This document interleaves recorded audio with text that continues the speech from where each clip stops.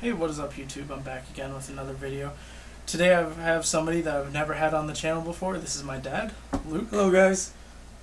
Today we're going to be taking a look at the Hershey's Desert Bar.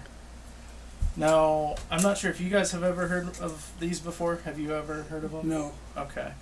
No. So basically, during Desert Storm, or the beginning of Desert Storm, the military contracted Hershey's to design a chocolate bar for the MRE that can withstand the heat of the desert, and they came up with this.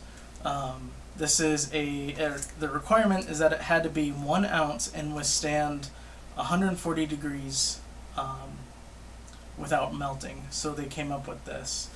And if you guys remember, at the time, the old MREs were one of these in that dark brown bag. Now, you were actually in the service for 10 years, correct? Correct. 82, 92. What branch? United States Air Force, security specialist. Okay. These are the squadrons I worked for, different squadrons. And that's your security beret? Yep, this is security specialist beret. You'd wear them like this. Cool. So when you started out, you would have had the C rations, right? Correct. Back in the very early 80s. 82s, we were, yeah, in and out of the boxes. Did you ever use or see one of these? No, I didn't. Okay. I have a different video, guys, of me and my friend opening one of these and eating them. We're not going to do that today. I just wanted you guys to see what the original MRE looked like. And they're good too, because one day we had no power in the house. Nick is sitting there with steam coming out of his food, and I'm like, how'd you do that? Yeah, very true. So we're going to try one of these since I got 2 of them. Here's what the backside looks like.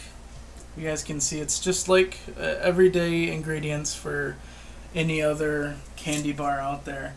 If you want to break one in half and keep one intact, that's okay. Sure. So, like I mentioned, Hershey's designed these for the military for Desert Storm. Only 144,000 of them ever made it to Desert Storm because the war ended so quickly. And then Hershey's sold off the rest as kind of like a novelty item. So without further ado, let's go ahead and open it. Alright. So these things have turned very, very white or crumbly. You guys can see the old candy.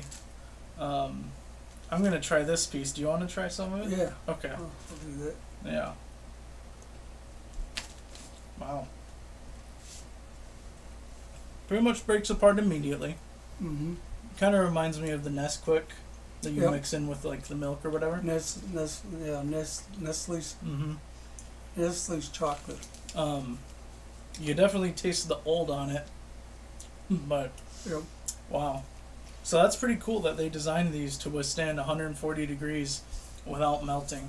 This other one I think I'm going to put in the dash of my car and leave it. I think today it got up to 97. But while you're here, I also wanted to ask you, so Desert Shield was, to remind everybody, Iraq invading Kuwait. And the campaign started in August of 90. So what I was curious about is, being in the service at that time, what was your perception of everything going on with that? Well, we definitely didn't want them invading the country.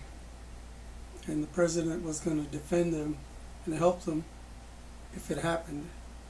And at that time, the president was very active with the military anyway, so it was a go before it was a go. I mean, we had a lot of activity back in when I was in the Air Force. So, but like being in the service and seeing that all go on in early 90, like what did you think about it at the time?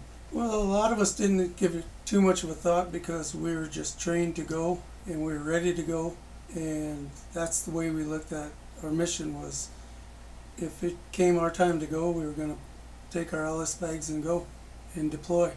We had a 44-man team who would deploy,